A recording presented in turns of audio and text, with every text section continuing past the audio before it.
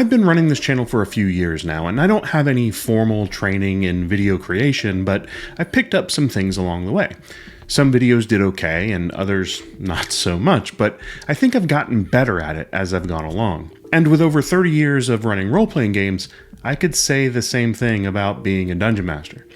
Welcome to Geek Philosophy, where we love geeky wisdom. If you're new to the channel, my name's Brian. Today, I thought I'd share a little geek philosophy for all the DMs out there who are just getting started. Take it with a grain of salt, though. These are things I've learned over the years that work for me.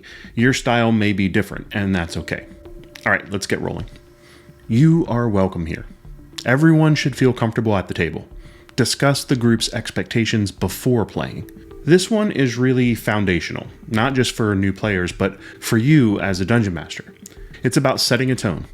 One of the best ways to do this is by running a session 0. And this is just a conversation before the campaign starts where you and your players talk about the kind of game that you want to be playing and if there's anything that you want to avoid. It doesn't have to be anything super formal. You can just ask, what do you want out of this campaign? What kind of characters do you want to build? And what are some expectations that we should all agree on? And as the dungeon master, it's your chance to say things like, hey, I might get some of the rules wrong sometimes, so feel free to ask questions as they come up. And you can make clear what kind of game you like to run from the start. You could say something like, I like a story-first approach to my game with lots of social interaction, but I definitely like to include plenty of combat and exploration. Does that work for everybody? You see, people want different things out of different role-playing games, and they have different play styles, and they have different play styles as players and as DMs. So it's important to make sure that you're all aligned when you start. When people feel heard before the game begins, they're more likely to speak up during the game when something is bothering them. And that's one way that you can create a table environment that feels safe and fun and collaborative. You are welcome here doesn't just apply to your players, it applies to you too. Which leads me to my next one. There's no one right way to play. Embrace different styles and approaches. If your group is having fun, you're doing it right. If your group has already discussed the kind of game that they want to play, like I mentioned in session 0, then you should trust that. It's easy to fall into the trap of thinking that you need to DM like someone else. Maybe there's a podcast that you love or an actual play game that you follow, and those shows can be great, and you can learn a lot from them, and you can get some great ideas that you pick up along the way while you're watching them, but here's the truth. Every table is different. Every group finds their own rhythm. Some groups love tactical combat and dungeon crawls, and others like political intrigue and emotional story arcs or a goblin dance party in every town, and none of that's wrong. Your job is not to follow a formula that was created by someone else. It's to figure out what works for your players and what works for you. Pay attention to when your group leans in. When do they laugh? When are they silent and focused on things? That's the style of play you're developing. Whatever they're enjoying, whatever they're into. And that's the style that's working for your group. It's okay to mess up.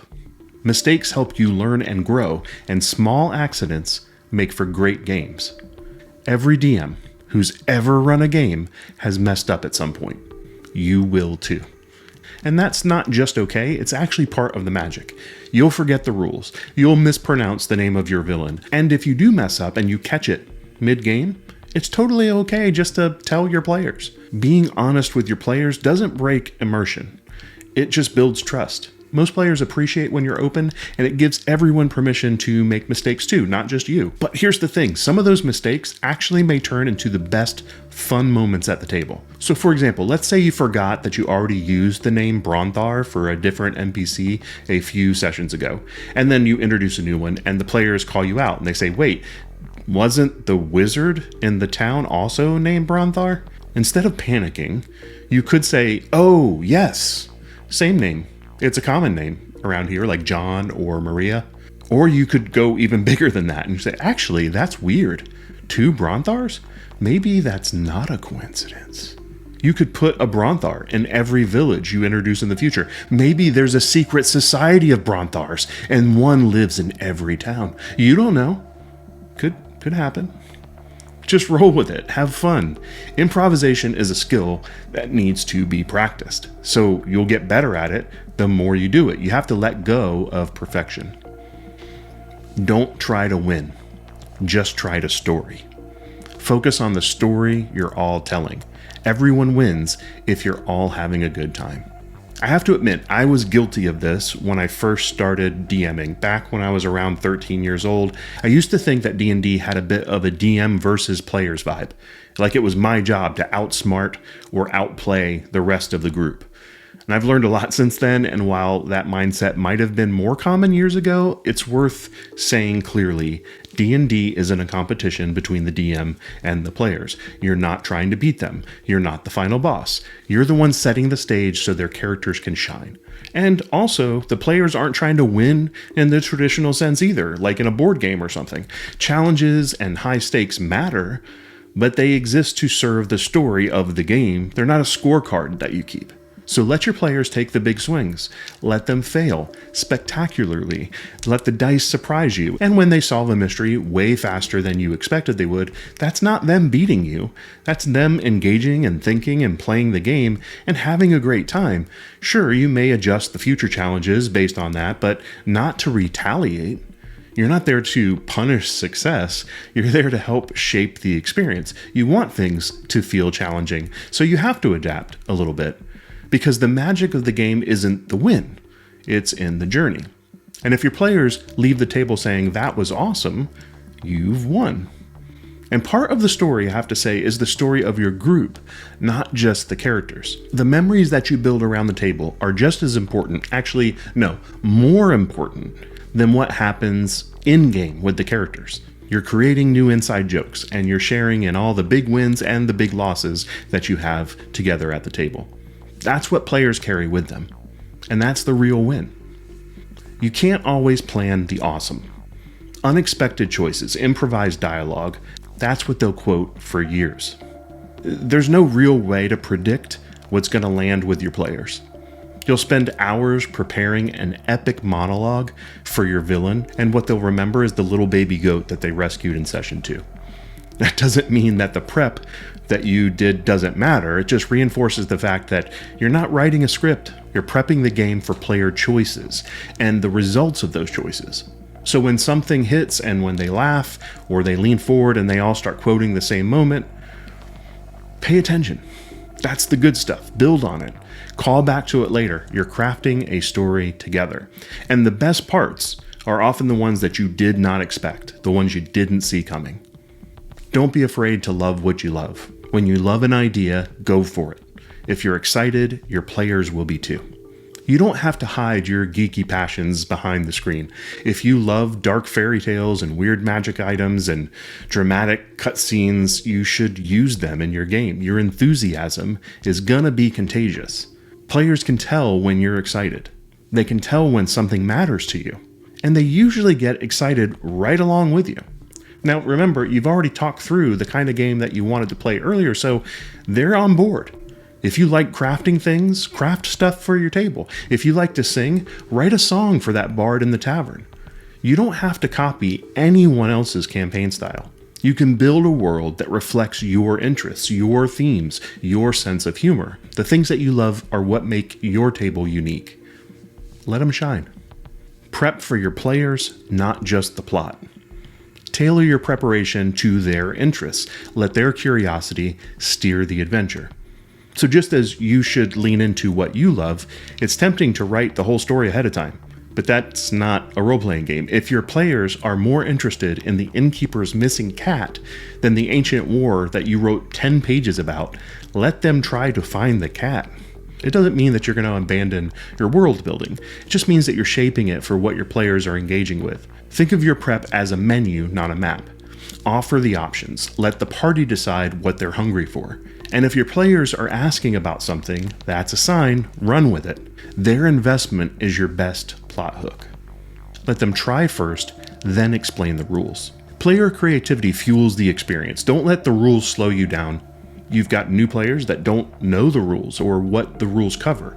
That's a gift sometimes. If the player says, hey, can I jump off the rooftop and land on the dragon's back to hold on? Well, technically there are rules for jumping, and there are rules for grappling, and there's rules for fall damage and mounted combat, but you don't need to stop the session to look up any of that. Just decide what makes sense in that moment. Maybe call for an athletics check to make the leap, or a dexterity saving throw to stick the landing, or maybe they need to succeed on some type of contested check to stay on the dragon's back or something. You do what you need to do. Or sometimes it's just cool to say, yeah, absolutely you do that. You land hard, but you're on. For now. Then after the game, after you've played everything out, you can look up the rules together and see how grappling or jumping or all those things actually work. And if you've already talked about doing that in session 0, it goes even smoother. But everyone knows the rule of thumb. Keep the story moving. And then look up the mechanics later. And the best part, the player gets to try something awesome. And they'll get to learn a little bit more about how the game works after. And then the next time you can use the rules that you looked up if it works best for your table. So essentially you've turned a big cinematic moment into a teachable one. You are the only one who will know. Change whatever you need to make it work. Make adjustments for the sake of the game. Sometimes you'll realize that in the middle of the session, something isn't working. The encounter is too hard, the pacing is off, or players skipped over half your notes because they went a different direction. And it's okay. They don't know what they're missing. You can fix it in real time. No one has to know what you had planned. Cut the puzzle. Move it to another encounter. Change the layout of the dungeon if you need to. Combine 2 NPCs that you had prepared into one if you need to. It's not cheating, it's adapting. Nothing has happened until you've said it out loud. There's no script to follow. These are your notes and what your players' actions are doing and merging together into what actually is canon for your game. You're not running it wrong, and they're not playing it wrong. They only see what you show them. You're the gateway into the campaign world. That's what your job is as the Dungeon Master, so trust yourself. You can always use those awesome notes for a different scenario later. Come as you are. Show up tired, messy, over or underprepared. Just try your best. You don't have to be perfect. There will be weeks when life gets in the way. You'll be running on fumes, or your notes won't be ready, or you'll just feel off that day. And sometimes you'll legitimately need a break to recharge the batteries, or something else happens and you just need to take the time off. So trust your instincts on that. But try showing up anyway when it's just you feeling off. Running a game has actually helped cheer me up. It's alleviated stress and helped me feel better than I thought I would because I was doing something I enjoy with people who enjoy it too. And if you trust your table and trust yourself, you'll actually find that the game still works. Even if it's not perfect, just try your best. The players don't need a polished performance every time. They just want to play. Okay, that's a little of what's worked for me over the years as a DM, and your path may look completely different, and that's okay. If any of this rang true for you though, be sure you like and subscribe and turn on the notifications so you don't miss out on any of our future videos. You can also sign up for our Geek Philosophy monthly newsletter and get a free campaign planning guide. The link's in the description below. Alright, thanks for watching, and remember, the campaign is better with you in it. Cheers.